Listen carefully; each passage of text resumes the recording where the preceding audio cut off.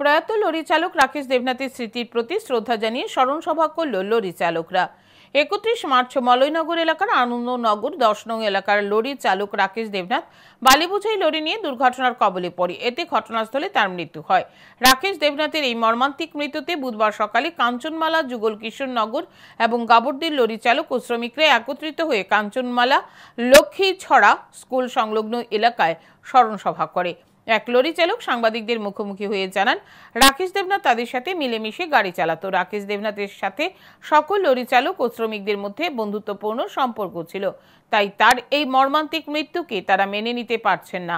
এদিন সকল লরি চালক ও শ্রমিকরা মিলে আর্থিক সাহায্য তুলে দেন রাকেশ দেবনাথের পরিবারের লোকজনদের হাতে।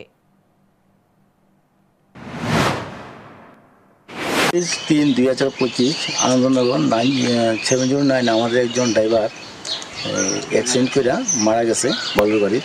আজকে বালুগাড়ির লেবার ড্রাইভার সব মিললে তার জন্য আমরা একটি নিরাপত্তা পালন করছি এবং তাদের আহত আছে দুজন, একজন মারা গেছে, তাদের জন্য আমরা একটা আর্থিক সাহায্য তাদের বাড়িতে পৌঁছে দিই।